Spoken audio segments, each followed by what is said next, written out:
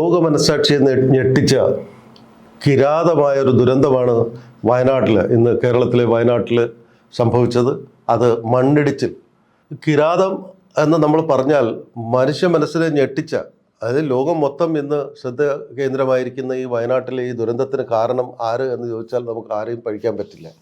നമ്മുടെ രാജ്യത്തിൻ്റെ ഈ നാട്ടിലെ ലാൻഡ് അവൈലബിലിറ്റി, ഭൂലഭ്യതയും പിന്നെ ജനസംഖ്യാ വർധനയും ഒക്കെ നമ്മളെ ഇത്തരത്തിലുള്ള ദുരന്ത മുഖങ്ങളിൽ നിന്ന് പാർക്കേണ്ടി വരുന്നൊരു സംവിധാനത്തിലേക്കാണ് കാര്യങ്ങൾ നയിക്കുന്നത്. അതിന് നമുക്ക് ഒരു സർക്കാരിനെയും പഴിക്കാവുന്നതുമല്ല.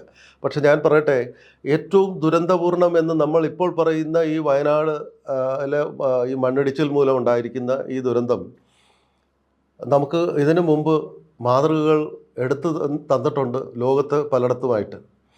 മാതൃകകൾ എന്ന് പറയുമ്പോൾ നമുക്കിവിടെ കേരളത്തിൽ അല്ലെങ്കിൽ ഇന്ത്യയെ ഏറ്റവും കൂടുതൽ പിടിച്ചലച്ചത് 2004 സുനാമിയായിരുന്നു.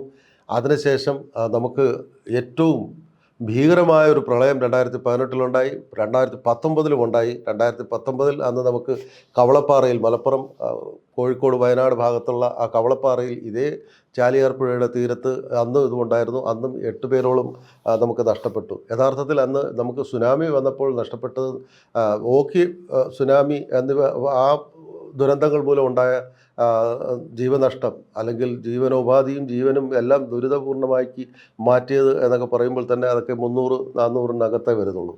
നമുക്ക് 2018 പ്രളയത്തിൽ ഉണ്ടായത് തന്നെ 483 പേരാണ് കേരളത്തിൽ ജീവൻ നഷ്ടം വന്നത്. നമുക്കറിയാം, അതുമായി ബന്ധപ്പെട്ട് നമ്മുടെ കാർഷിക വൃത്തിയും മറ്റ് ലൈഫ് സ്റ്റോക്കും ഒക്കെ നഷ്ടമായിട്ടുണ്ട്. അതൊന്നും നമ്മൾ ഇന്നും ശരിക്കായ ഒരു വിലയിരുത്തൽ നടത്തിയിട്ടില്ല, എത്ര നഷ്ടം വന്നു എന്നുള്ളത്. പക്ഷേ ഏറ്റവും ദുരിതപൂർണം എന്ന് നമ്മൾ ഇപ്പോൾ പറയുന്ന ഈ വയനാട്ടിലെ ദുരന്തം നമുക്ക് ഒഴിവാക്കാമായിരുന്നില്ലേ എന്ന് ചോദിച്ചാൽ യഥാർത്ഥത്തിൽ അത് ആർക്കതിൻ്റെ ഉത്തരവാദിത്വം ഏറ്റെടുക്കാൻ പറ്റും എന്നുള്ളതൊന്നും ഞാനിപ്പോൾ ആരെയും വഴിചാരാൻ പറ്റുന്നൊരു സമയമല്ല.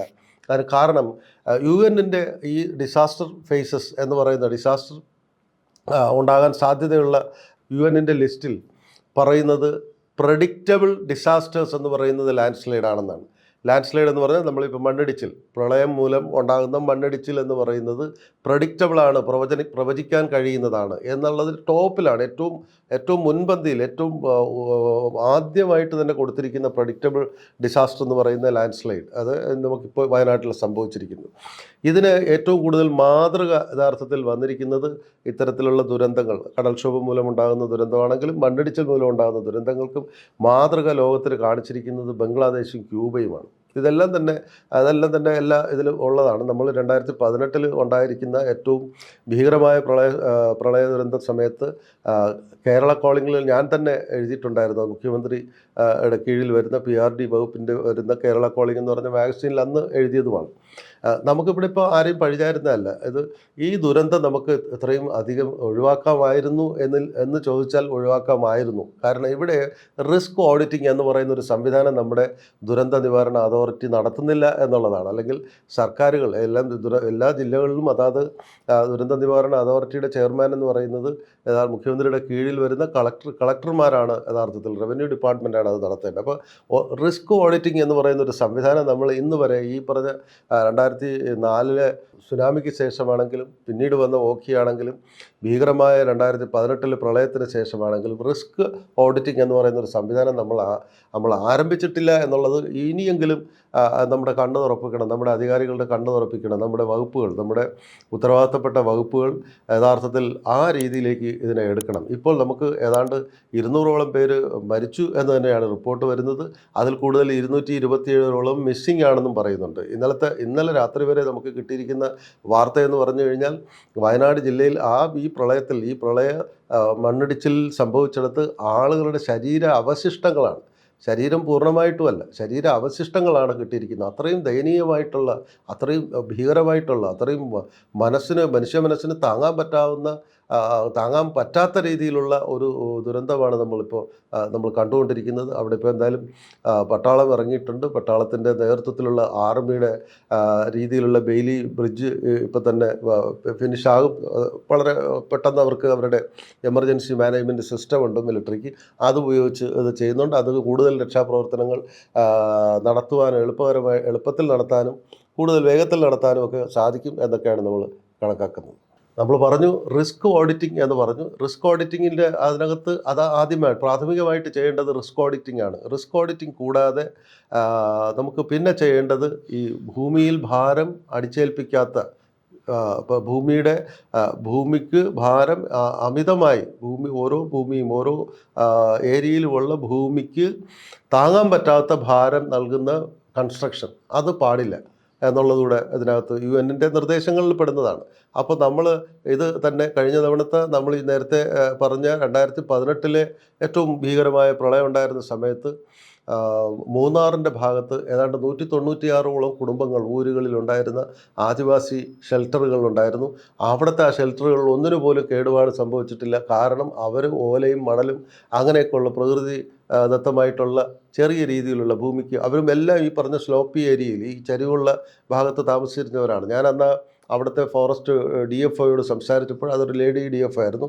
അവർ കൃത്യമായിട്ട് പറഞ്ഞു ഞങ്ങളുടെ ഈ ഭാഗത്ത് അങ്ങനെ ഒരു സംഭവമേ വന്നിട്ടില്ല എന്ന് പറഞ്ഞു. നമ്മൾ മനസ്സിലാക്കണം 483 പേര് മരിച്ച് ആ സമയത്ത് പോലും ഈ ഇങ്ങനെ പ്രിക്കേരിയസ് ആയിട്ട് ഇങ്ങനെ പ്രസിഫിസൈസ് ആയിട്ടുള്ള സ്ഥലത്ത് താമസിച്ചിരുന്ന 196 കുടുംബങ്ങൾക്ക് ഒരാൾക്ക് പോലും കേടുവന്നിട്ടില്ല. കാരണം അവിടെ അമിത ഭാരം അടിച്ചേൽപ്പിക്കുന്ന വീട് കൺസ്ട്രക്ഷൻ ഒന്നും തന്നെ നടത്തിയിട്ടില്ല എന്നുള്ളത്. ഞാനിത് പറഞ്ഞു വരുന്നത് നയപരമായി പോളിസി നമുക്ക് വീടുകൾ വയ്ക്കുന്നതിന് പോളിസി വേണം. ഏത് ഭൂമിയിൽ എത്ര ഭാരമുള്ള വീട് വയ്ക്കണം, ആവശ്യത്തിന് വീട്ടിലെ അംഗങ്ങളുടെ എണ്ണം എടുത്തുകൊണ്ടുള്ള ആവശ്യത്തിനുള്ള കൺസ്ട്രക്ഷൻ മാത്രമേ പാടുള്ളൂ എന്നുള്ള ഒരു പാഠം കൂടെ നമുക്കിവിടെ UN തന്നെ നിർദ്ദേശം തരുന്നു. ലോകത്തെല്ലാം തന്നെ അത്തരം പ്ലാനിങ്ങുകളുണ്ട്, അത്തരം പോളിസികൾ നയപരമായ തന്നെ പോളിസി ഉണ്ട് എന്നുള്ളതാണ്. അപ്പോൾ പിന്നെ മ്യൂട്ടിലേഷൻ ഓഫ് നേച്ചർ എന്ന് പറയുന്നുണ്ട്.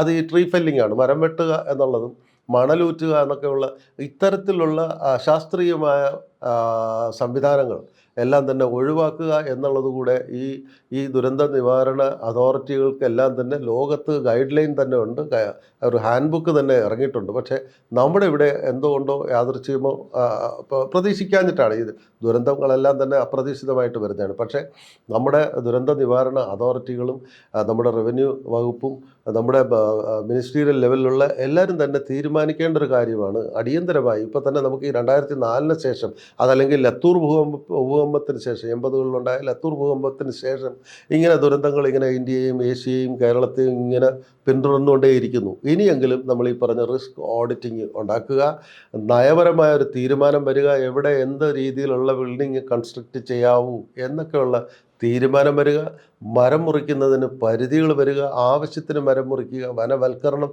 എന്നുള്ളതിലുപരി ആവശ്യത്തിന് മാത്രമേ മരം മുറിക്കാവൂ. അനാവശ്യമായിട്ട് മുറിച്ച് അത്തരം കൊള്ളയടിക്കുന്ന അത്തരം വനനശീകരണം നടത്തുന്ന അത്തരം നീചമായ സ്വഭാവമുള്ളവരെ അതിൽ നിന്നും പിന്തിരിപ്പിക്കുക, ശക്തമായ നടപടികൾ സർക്കാരിൻ്റെ ഭാഗത്തു നിന്നുണ്ടാകുക, മണലൂറ്റ് നിരോധിക്കുക. അത്തരം കാര്യങ്ങൾ നമ്മൾ തീരുമാനം എടുത്തില്ലെന്നുണ്ടെങ്കിൽ ഇത് ഈ കവളപ്പാറയും ഇപ്പോഴത്തെ വയനാട്ടിലെ ഇത്തരം കിരാതമായ ഒരു ദുരന്തവും ഒക്കെ ഇനിയും ആവർത്തിച്ചൂടാ എന്ന് പറയുന്നില്ല. അതുകൊണ്ട് തന്നെ പറയുകയാണ് നമ്മൾ മുൻകരുതലുകൾ എടുക്കുക. മുൻകരുതലുകൾ എന്നുള്ളതിലുപരി നമ്മൾ ഈ റിസ്ക് ഓഡിറ്റിംഗ് എന്ന് പറയുന്ന ഫാക്ടർ മനസ്സിലാക്കി മാത്രമേ മുന്നോട്ട് പോകാൻ നമുക്ക് പറ്റുള്ളൂ. ഇത് മാത്രമേ നമുക്ക് ആരെയും പഴിചാരാനല്ല പറയുന്നത്, ഇത് ലോക മാതൃകകളാണ്. ലോകത്ത് പല രാജ്യങ്ങളും നേരത്തെ ഞാൻ പറഞ്ഞു, ബംഗ്ലാദേശും ക്യൂബയും ഇത്തരം കാര്യത്തിൽ കടൽക്ഷോഭം മൂലം ജീവനോപാധികളും നഷ്ടപ്പെടുന്നവരുടെ കാര്യം പറഞ്ഞു.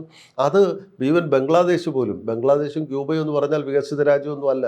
അവരൊക്കെ വളരെ സാമ്പത്തികമായും സാമൂഹികമായും ഒക്കെ ട്രെയിൽ ചെയ്യുകയാണ്, വളരെ കഷ്ടപ്പെടുന്ന ഒരു സമൂഹമാണ്. പക്ഷേ അവിടെ പോലും ശാസ്ത്രീയമായ ഇത്തരം നിലപാടുകൾ എടുത്തിട്ടുണ്ട്. ദുരന്തങ്ങൾ കുറയ്ക്കാൻ, ദുരന്തങ്ങൾ ഒഴിവാക്കാൻ, ദുരന്തങ്ങളുടെ വ്യാപ്തി അല്ലെങ്കിൽ അതിൻ്റെ ഊക്ക് കുറയ്ക്കുക, ശക്തി കുറയ്ക്കുക, നാശനഷ്ടം കുറയ്ക്കുക എന്നുള്ളതിനുള്ള തീരുമാനങ്ങൾ നയപരമായ സർക്കാരുകൾ എടുത്തിരിക്കുന്നു. അതൊക്കെ നമുക്ക് മാതൃകയാണ്.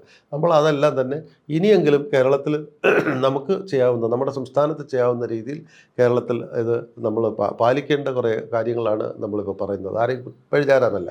ഇനി ഒരു വാക്കുകൂടെ പറഞ്ഞേക്കട്ടെ. ഇപ്പോൾ നമ്മുടെ ഈ 2018 ഏറ്റവും ഭീകരമായ പ്രളയ ദുരന്തത്തിന് ശേഷം നിരവധി സംഘടനകളായിട്ട് പെട്ടെന്ന് താൽക്കാലികമായി തട്ടിക്കൂട്ടി നിരവധി സംഘടനകൾ പിരിവുകൾ എടുക്കുന്നുണ്ട്.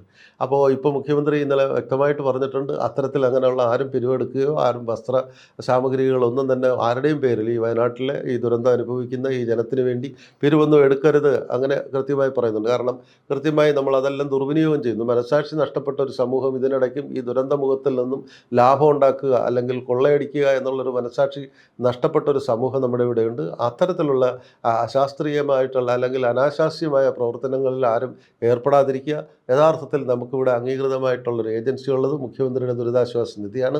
ആരെങ്കിലും ഈ പറഞ്ഞ പാവങ്ങൾക്ക്, ഈ അനുഭവിക്കുന്നവർക്ക്, ദുരന്തത്തിൽ ജീവിതവും ജീവനോപാധിയും ഒക്കെ നഷ്ടപ്പെട്ടവരെ സഹായിക്കാൻ ഉദ്ദേശിക്കുന്നവർ മുഖ്യമന്ത്രിയുടെ ദുരിതാശ്വാസ നിധിയിൽ മാത്രം നേരിട്ട് കൊടുക്കാൻ ശ്രമിക്കുക. അതാണ് ഏറ്റവും കരണീയമായിട്ടുള്ളത്. ഇനിയെങ്കിലും നമ്മൾ അത്തരത്തിലുള്ള അനാശാസ്യ പ്രവർത്തനങ്ങൾ, ഇതിൻ്റെ പേരിൽ ദുരന്തത്തിനിടയിൽ പോലും ലാഭമുണ്ടാക്കാവുന്ന മനുഷ്യത്വരഹിതമായ ചിന്തകളും അത്തരം ശീലങ്ങളും ഒഴിവാക്കുക എന്നുകൂടി നമ്മൾ പറയേണ്ടിയിരിക്കുന്നു.